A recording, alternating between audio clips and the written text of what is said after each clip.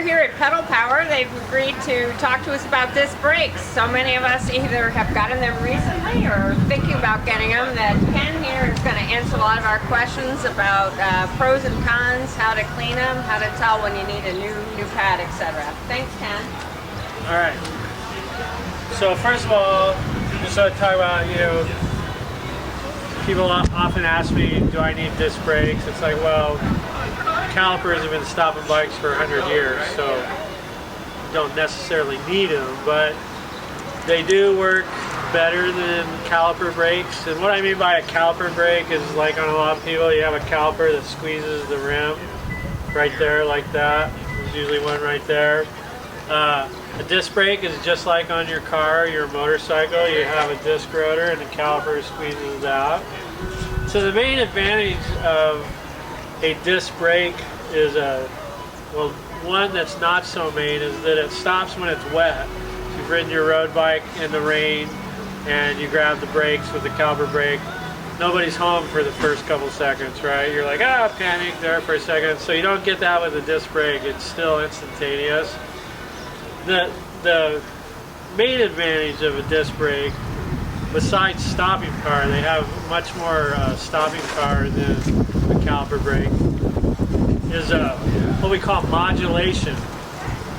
The modulation is really a fancy way of saying you can kind of tell what's going on at your brake through the lever a lot better. And what I mean by that is, you don't really want to skid your tires, because as soon as you start skidding your tires, technically you're not in control of the bike. Well, a disc brake, a hydraulic disc brake that has fluid as opposed to a mechanical disc brake that still uses a cable like a regular brake, a hydraulic disc brake gives you way more of a sense of what's going on with your brakes, and it can bring you up to that precipice of skidding the tire a lot closer without going over the precipice, so to speak. So, all things being equal, you can, in a panic situation, you'll be able to bring your bike to a stop faster with a hydraulic disc brake than any other kind of brake. So, having said that, that's like the big main advantage to a disc brake. So, now as far as the differences between them, if we're talking about maintenance, bringing it to the bike shop, it's kind of a wash. If I was just going to replace a cable on a regular cable brake, it's about 25 bucks parts and labor. If I'm going to bleed the brake, meaning I'm going to put new hydraulic fluid in there, it's about 25 bucks parts and labor. So as far as maintenance wise, it's about a wash that way. Now generally, hydraulic disc brake pads might be a little more expensive, but not always. Some pads are like 10 bucks, a pair, but anyway, so most people, like I tell people though, if you're kind of mechanically inclined, you could probably change the cable yourself, but you're not going to be bleeding your brakes probably. And even if you could, you'd have to buy the bleed kit and all that stuff, so it's just easier. Take it to the bike shop, say, here, do it, 25 bucks, okay? So, anyway, as far as like maintenance to them, most manufacturers will tell you don't use any, be careful, like even when you're washing your bike, like if you're spraying some kind of cleaner, you don't want to basically do what's called contaminate the pads or the rotors. And that's, if you spray anything on the bike, you just got to be careful. You don't want to get anything on the pad and the rotors and your brake pad in there. Most of them will say don't even use any cleaners. A lot of people will spray alcohol on a clean rag and try to clean the rotor. It's all right, but Shimano actually says, yeah, you can do that, but SRAM says no, don't put any kind of cleaner, solvent, anything on the rotors. So it's best just to kind of leave it alone. Now, if you do contaminate your brake pads or your rotors, the way that you know you have is basically your brakes will squeal when you put the brakes on. And, a lot of times, mechanically, they're still functioning properly as far as they're still stopping the bike the way they should. It just sounds terrible, and all the people that you're on the ride with are like, why doesn't that guy fix his brakes, you know? Kind of thing like that.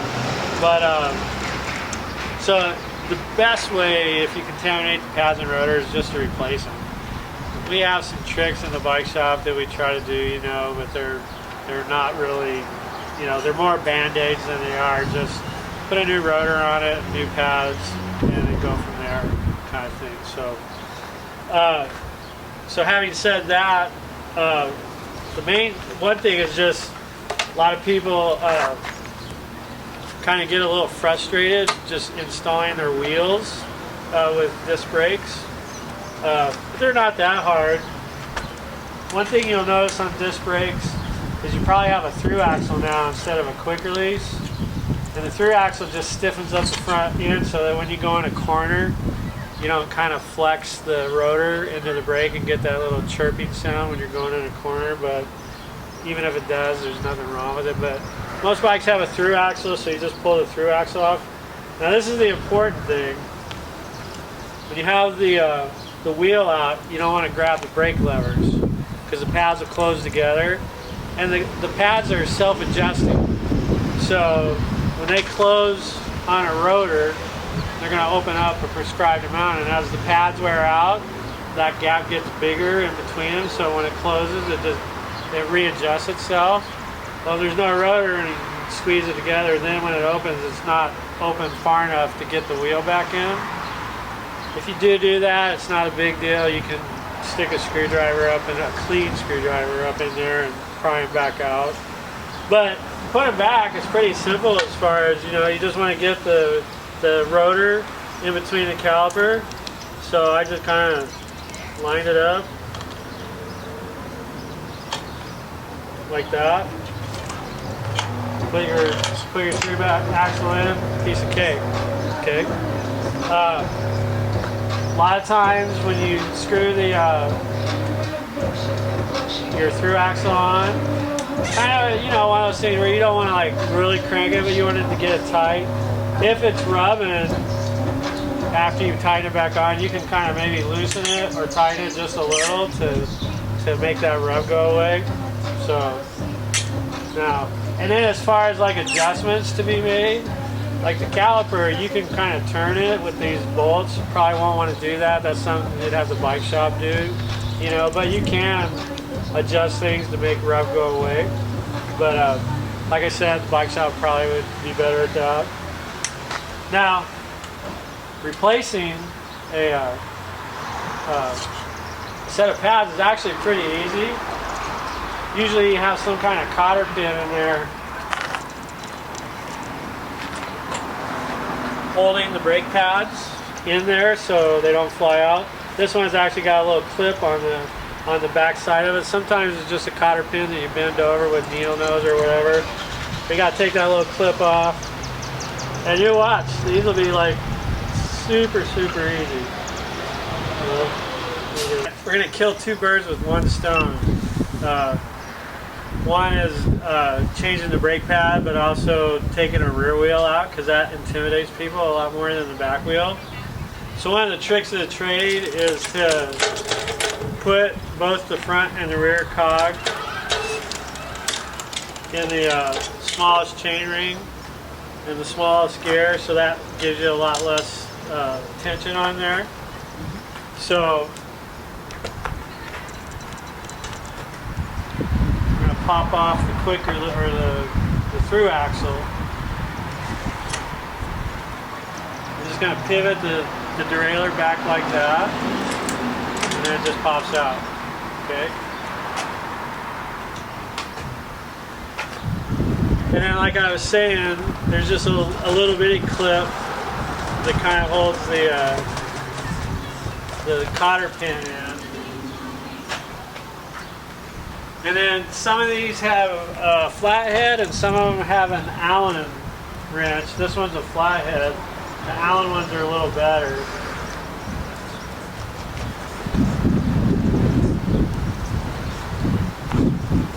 I gotta get it where you can see.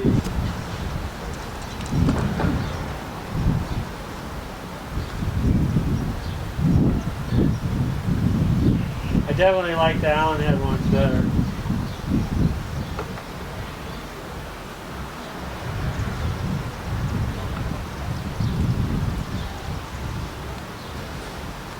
So I pull that little cotter pin out.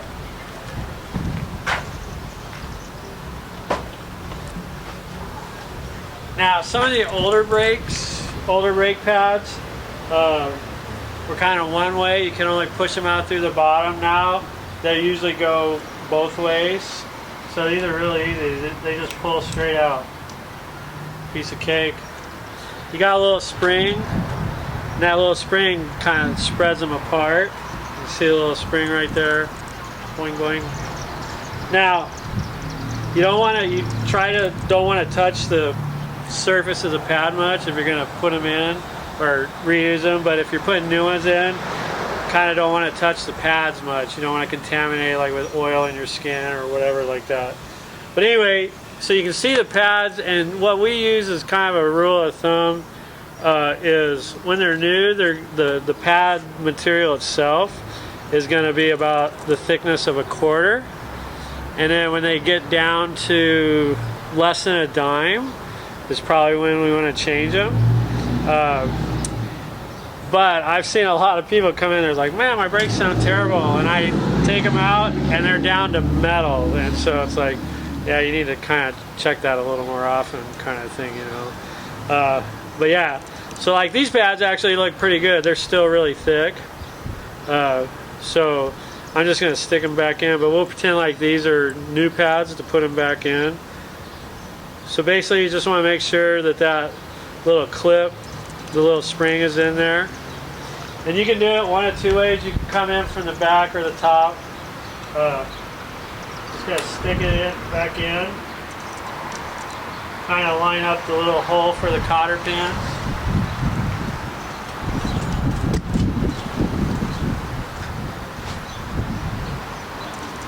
And I stick that back through there, and you know, you might have to move it around a little to line up that pin.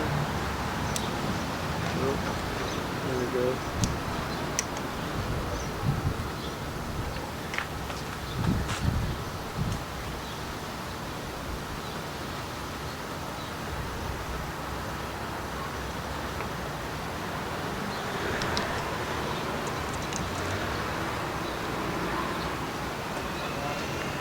Putting the little cotter, the retainer clip back on it.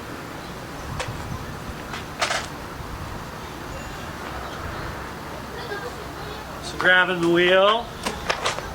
Basically, the reason that I put, one of the nice things about putting the back derailleur on the smallest cog is I don't have to think about what gear it was on. Now this is DI2, so it kind of adjusts itself to go over 2. So I'm just kind of lining the rotor up with the slot. See how easy that went in? Piece of cake.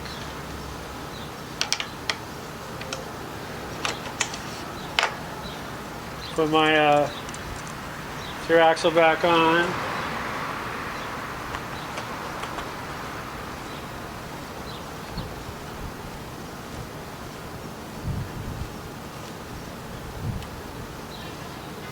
Give it a little spin. Well, it's got a loud freewheel. But yeah, I don't hear any rubs, so we're good to go.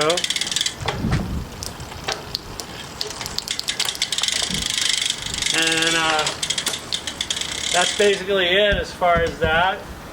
Now, I mentioned bleeding the brakes.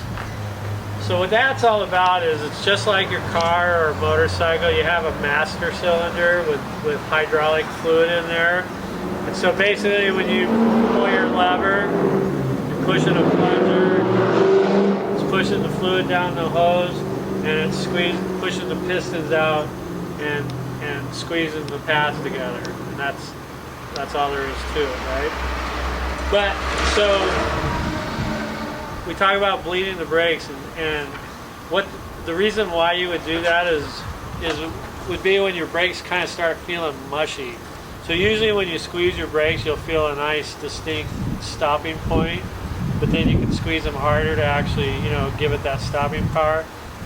But when it starts kind of just really feeling vague and mushy, two things have happened. Either the fluid's contaminated or you've got air in the system, or both.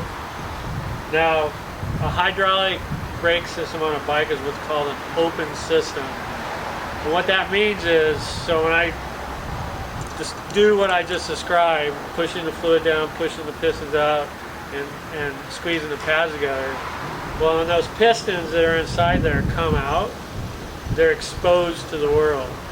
Now, there's seals on there, but every time they retract again, eventually some little microscopic junk works itself past the seals, and even maybe a little bit of air, and so that's how the fluid gets contaminated. So, like I said, it just means you need to bleed the brakes, about 25 bucks parts and labor, and that's all there is to it, and then everything starts feeling really nice and good again. So let's just say, for example, using one brake, you want to do the whole thing. You're going to bleed the brakes, new rotors, new pads. It's going to cost you about 25 bucks labor. Set of pads cost you anywhere from 10 to 30 bucks depending on your brake. A rotors can be expensive, but they can be anywhere from like 20 to 50 to 75 bucks. And then a little bit of hydraulic fluid. You don't have to buy a whole thing. We just do a $5 shop charge. But so if you had really expensive rotors and pads to do the whole deal, it might be about 100 bucks. But that's new pads, new rotors, new fluid, like a brand new system. So, and I guess unless Gail has any questions. Oh, thanks very much to Ken and to Pedal Power. Enjoy your cycling out there.